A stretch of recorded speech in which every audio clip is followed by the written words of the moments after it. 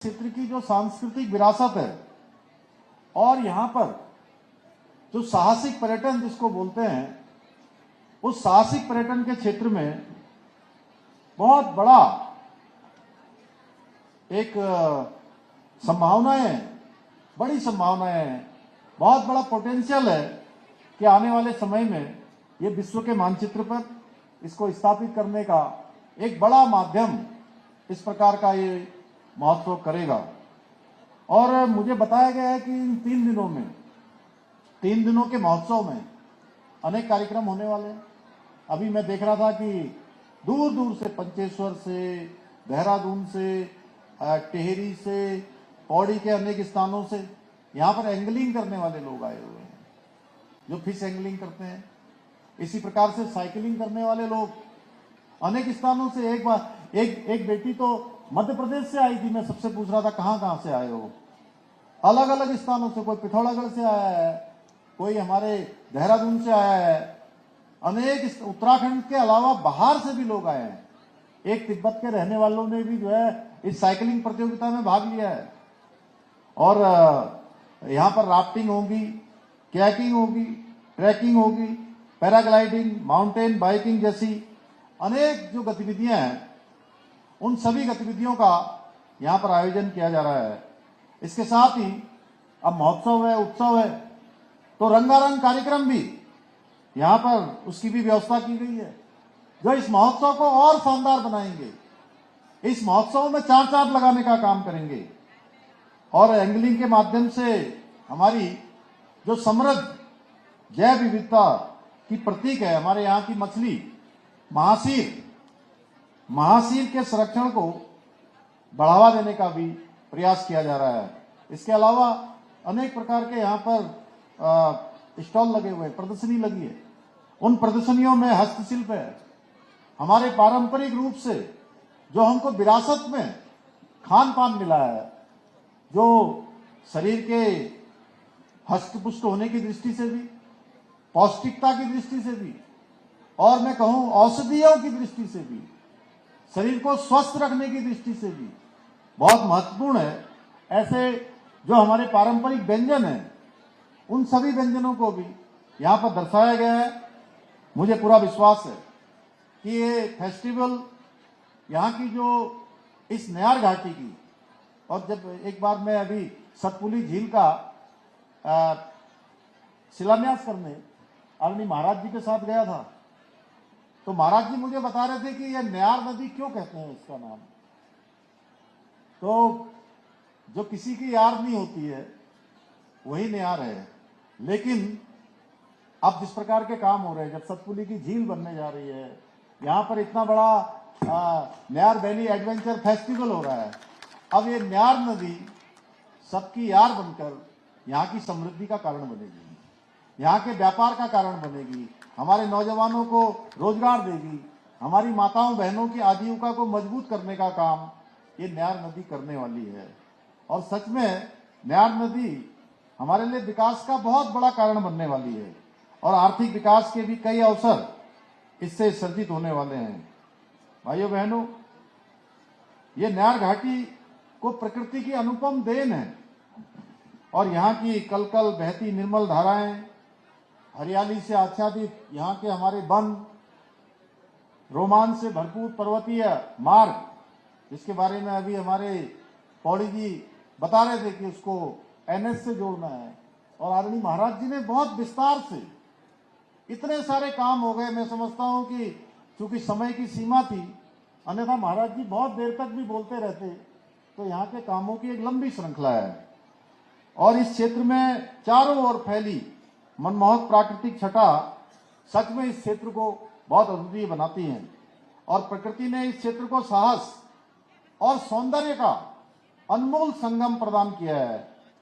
और यही कारण है कि जिसके लिए पहले हमारे पौरी जी ने कहा कि यहाँ पर कोई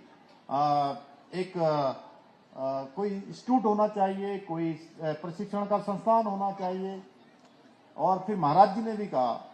तो जब यहाँ के माननीय विधायक जी और ऊपर से महाराज जी अगर ये कह रहे हो कि भाई इस क्षेत्र में ये काम होना चाहिए, जो इस क्षेत्र के नौजवानों के लिए, युवाओं के लिए निश्चित रूप से आगे बढ़ने का बहुत बड़ा कारण बनने वाला है। तो कोई कारण नहीं हो सकता है कि उसको सरकार न बनाए। हम जो है उसमें बिल्कुल उसको जो है बढ़ाएंगे और नौजवान युवाओं को आगे बढ़ाने के लिए काम करेंगे।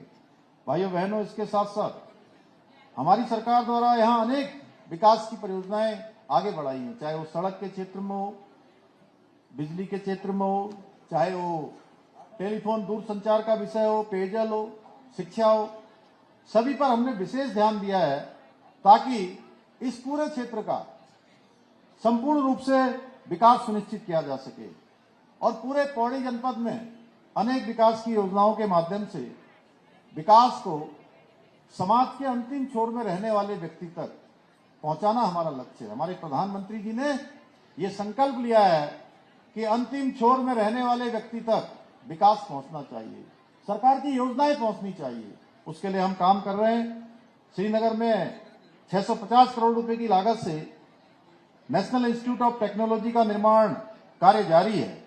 इससे हमारे युवाओं को शिक्षा और रोजगार दोनों ही मिलने वाले हैं। खो नदी को स्वच्छ और प्रदूषण मुक्त बनाने के लिए 135 करोड़ रुपए की लागत से आधुनिक सीवरेज ट्रीटमेंट प्लांट, इसका कार्य चल रहा है। साथ ही पौड़ी के गड़िया गांव में प्रदेश की पहली एनसीसी एकेडमी का निर्माण भी किया जा रहा है। कोटद्वार में 11 करोड़ रुपए की लागत से सॉलिड वेस्ट प्रोसेसिंग प्लांट स्थापित किया जा रहा है। इसके अलावा मालन नदी में 26 करोड़ रुपए की लागत से सड़क पुल का निर्माण कराया जा रहा है। अभी आपने पुल के बारे में बताया, अन्य योजनाओं के बारे में बताया। वहीं पौड़ी के पुराने कलेक्ट्रेट भवन का हेरिटेज भवन के रूप में उसको संरक्षित करने का काम भी किया जा रहा है। सतपुली में सिंचाई निरीक्षण भवन और डॉर्मेट्री का निर्माण महाराज जी के विशेष प्रयासों से वहां पर किया जा रहा है। साथ ही कोटद्वार में खेल सुविधाओं को बढ़ाने के लिए Shashidhar Bhatt sports stadium, hostel और टीटी हॉल का निर्माण किया गया है। और कोटद्वार में ही 50 बेड वाले आधुनिक चिकित्सालय का निर्माण का कार्य भी करवाया जा रहा है। और नगर निगम क्षेत्र में वहां पर 11 करोड़ रुपए की लागत से ठोस अपशिष्ट प्रसंस्करण संयंत्र स्थापित किए गए हैं। पौड़ी श्रीनगर रोड स्थित अंबेडकर भवन में विज्ञान संग्रहालय भी स्थापित किया जा रहा है। इसके अलावा जिला मुख्यालय में, जो पौड़ी का हमारा जनपद मुख्यालय है, वहां पर ट्राइडेंट पार्क का निर्माण किया जा रहा है। 4 धाम पैदल यात्रा मार्ग को पुनर्जीवित करने के लिए लक्ष्मण झूला से स्वर्ण रामकुंड तक विभिन्न पड़ावों पर मार्गों का सुधार किया जा रहा है।